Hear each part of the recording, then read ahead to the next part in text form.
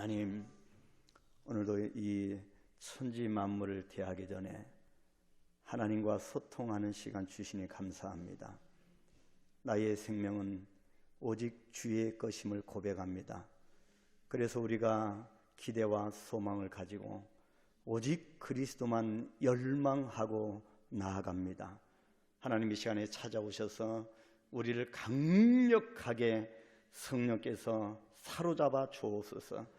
그래서 성령의 사람으로 하나님의 일들 앞에 엎드려 수종할 수 있도록 오늘도 우리를 붙들어 주시옵소서. 예수님의 이름으로 기도하옵나이다. 아멘. 오늘 어제 읽었던 말씀 다시 한번 보겠습니다. 이 말씀이 어찌 보면 바울 신학의 핵심이기 때문에 20절, 21절 우리 한번 두 절 다시 한번 읽도록 하겠습니다. 합독합니다.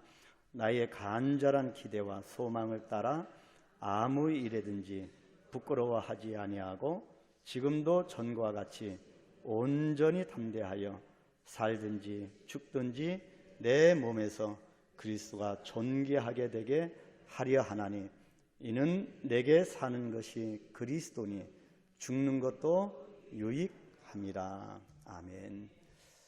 어제 우리 강렬한 단어 아포카라토키아라고 하는 단어를 우리가 묵상을 했습니다. 오직 주님을 향한 기대와 소망입니다. 바로 이것은 목을 길게 뽑아서 멀리 바라본다. 그래서 오직 한 곳, 한 목적을 향하여 열망을 가지고 바로 그리스도 앞에 모든 것을 내려놓고 포기하고 오직 그리스도만 열망하는 것이 아포카라토키아, 기대와 소망이라고 하였습니다. 바로 진정한 우리의 소망은 그리스도 외에는 없습니다.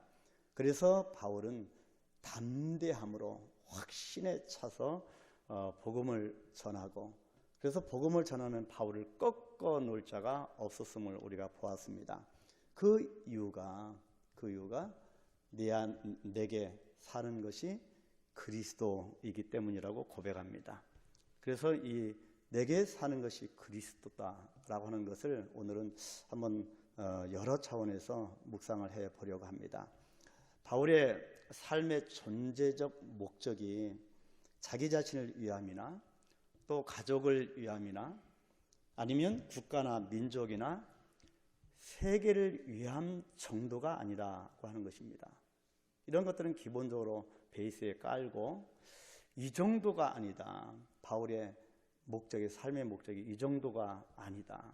오직 그리스도 자체가 그의 삶 전부라고 하는 것입니다. 그리스도만이 바울의 삶의 전 동기고 전 힘이고 내용이고 의미이고 전 삶의 사상이고 생각이고 이상이고 방향이고 전 목적이라고 고백하는 것이 내게 사는 것이 그리스도라고 하는 고백입니다. 그래서 바울은 갈라디아서 2장 20절 우리가 잘 아는 말씀, 내가 그리스도와 함께 십자가에 못 박혔나니 그런즉 이제 내가 사는 것이 아니요 오직 내 안에서 그리스도께서 사시는 것이라. 이제 내가 육체 가운데 사는 것은 나를 사랑하사 나를 위하여 자기 자신을 버리신 하나님의 아들을 믿는 믿음 안에서 사는 것이라. 바울이 그런 고백을 했습니다. 철저하고 명확한 바울의 생사관입니다. 그런데 우리는 삶을 살아갈 때 이 생사, 이 두 가지를 놓고 볼 때 생에 대해서 더 애착을 보이는 경향이 더 농후합니다. 21절에 다시 돌아가서 바울의 간증적 고백인 내게 사는 것이 그리스도라고 했습니다. 이 말을 이 시간 깊게 한번 묵상해 보고자 합니다. 우리 이 땅 가운데 삶을 살아가면서 우리가 생에 대해서 너무 많은 애착이 있다. 사후에 영원히 지속될 우리의 다른 생애에 대해서는 별로 관심이 없다라고 하는 것을 볼 수가 있습니다. 바로 그리스도가 내게 사는 것이 그리스도라고 하는 것은 바로 그리스도는 바울 자신의 생의 시작, 시작이라고 하는 뜻입니다. 그리스도가 바울의 삶의 새로운 시작이었습니다. 왜냐하면 사도행전 9장에서 그리스도와의 만남을 통하여 다메섹 도상에서 이 바울이 바로 완전히 바뀌었기 때문입니다. 그래서 이 다메섹 도상에서 사울이 바울로 바뀌면서 그 생이 새롭게 된 사람입니다. 그때부터 바울의 삶에 신기원이 열렸습니다. 두 번째는 그리스도는 바울의 생의 계속이었습니다. 시작이었을 뿐만 아니라 모든 그 진행도 그리스도라고는 고백입니다. 그리스도가 바울의 존재적 삶의 현 주소라고는 뜻입니다. 그리스도 안에서 호흡하고 그리스도 안에서 움직이고 생각하고 있다고 하는 뜻입니다. 순경 중에도 역경 중에도 언제나 그리스도께서 함께해 주심으로 바울을 위로하고 격려하고 결국 승리로 인도하고 있다고 하는 고백입니다. 그래서 바울은 이 땅 가운데 모든 삶이 자기의 건강이나 자기의 성공을 위해 살아가는 것이 아니라 웰빙이라고 하는 그 단어 가운데 살아가는 것이 아니라 그의 모든 삶의 최우선이 그리스도였고 삶의 최종적인 목적도 오직 그리스도였습니다. 세 번째는 그리스도는 바울의 삶의 마지막이라고 하는 의미도 내포되어 있습니다. 시작과 진행과 마침입니다. 바울은 자기가 달려갈 길을 다 달려갔을 때 결국 그 마지막에 이를 곳이 바울을 기다리고 계시는 그리스도 앞이라고 생각했습니다. 결국에 내가 갈 그 종착역, 그 품은 그리스도다. 그런 고백입니다. 디모데후서 4장 7절 8절에 나는 선한 싸움을 싸우고 나의 달려갈 길을 마치고 믿음을 지켰으니 이제 후로는 나를 위하여 의의 멸관이 예비되었으므로 주 곧 의로우신 재판장이 그날에 내게 주실 것이며 내게만 아니라 주의 나타나심을 사모하는 모든 자에게도니라. 생의 시작과 진행과 마침이 그리스도라. 내게 사는 것이 그리스도라. 우리의 삶을 돌아봐야 할 필요가 있습니다. 과연 나는 무엇을 위하여 살아가는가? 과연 나는 누구인가? 나의 시작과 진행과 마침은 무엇인가? 철저하게 이 바울은 오직 그리스도다. 자기의 시작도 진행도 마침도 그리스도다. 네 번째입니다. 내게 사는 것이 그리스도니라고 하는 고백은 그리스도는 바울의 삶의 영감이 된다고 하는 뜻입니다. 바울에게 있어서 그리스도는 자신의 삶의 전 활력이고 활동이고 주동 세력이 된다고 하는 것입니다. 원동력이었습니다. 여러분, 무엇을 위하여 우리가 힘을 냅니까? 그리스도입니다. 그리스도가 가득 나를 사로잡을 때 우리는 힘을 낼 수가 있고요. 그리스도에서 나와 함께하면 성령이 충만하여서 나를 이끌어갑니다. 그래서 바울의 삶의 전부였습니다. 다섯 번째는 그리스도는 바울의 삶의 과제, 숙제라는 것입니다. 사명입니다. 우리의 사명이 무엇입니까? 바울을 신자로 만들고 결국에 이방인들의 사도로 만들어서 세계로 보내어 복음의 사도가 되게 하신 분이 그리스도라고 하는 고백입니다.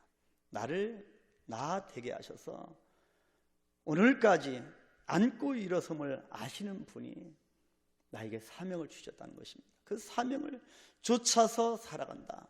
그래서 내게 사는 것은 내가 아니고 그리스도라. 그렇게 고백합니다.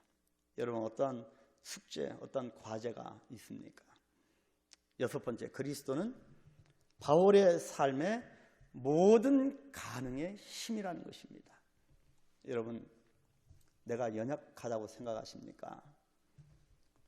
여러분, 우리는 우리가 생각하는 것 이상의 능력을 발휘할 수 있는 사람입니다. 이유는 내게 사는 것이 그리스도이기 때문입니다. 바울은 언제나 자기 자신에게 능력을 주시는 그리스도 안에서 모든 것을 할 수 있게 되리라고 확신하였습니다.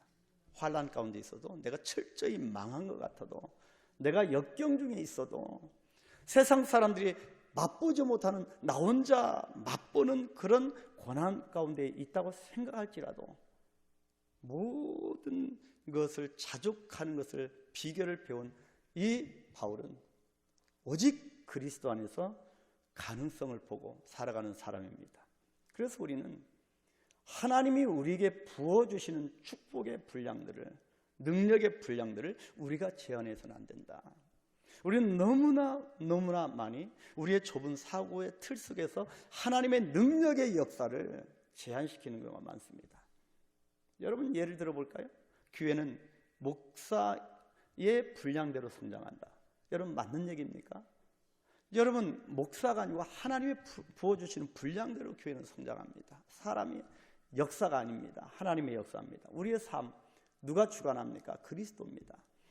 그리스도는 우리가 생각하는 그 분량 이상으로 풍성한 복의 역사로 우리를 이끌어 가시기를 원하십니다.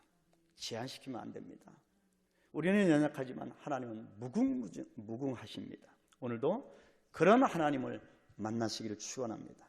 7번째는 그리스도는 바울의 삶의 극치의 보상입니다. 우리가 주를 위하여 살아가는 것, 여러분, 보상이 있다는 말씀입니다. 그래서 바울은 죽음을 목전에 두고 사랑하는 디모데에게 이렇게 말을 했습니다. 아까 말씀드린 디모데후서 4장 8절입니다. 죽음을 목전에 앞둔 바울의 고백입니다. 이제 후로는 나를 위하여 의의 면류관이 예비되었으므로 주 곧 의로우신 재판장이 그날에 내게 주실 것이니 내게만 아니라 주의 나타나심을 사모하는 모든 자들에게도니라. 우리는 기대와 열망을 가지고 있습니다. 오직 그리스도의 심장으로 뜨거움 속에 있습니다. 여러분, 그런 자에게 의로우신 재판장이 의의 면류관을 주신다고 합니다. 우리의 삶의 극치의 보상입니다. 그렇기 때문에 바울은 생사 문제, 곧 죽든지 살든지에 대한 이 문제를 초월하고 있습니다. 이것은 생과 사를 오직 주님의 손에 맡긴 자만이 할 수 있는 고백입니다. 성도라고 해도 10년, 50년 예수를 믿어도 죽음에 대해서 아직도 초조해하는 사람도 있습니다. 그러나 바울은 여기 보니까 살든지 죽든지 내게 사는 것이 그리스도니 죽는 것도 유익합니다. 죽는 것도 유익하다. 종말론적인 고백입니다. 우리가 수요일마다 7일 영리를 배우는데 특히 이번 주는 종말론을 배웁니다. 예수 그리스도를 통하여 죽음을 이기고 다시 살아날 수 있는 영원한 생명이 보장된 자에게는 죽음이라고 하는 것은 영원을 향해 나아가는 과정의 하나일 뿐입니다. 결코 두려움의 대상이 되지 않습니다.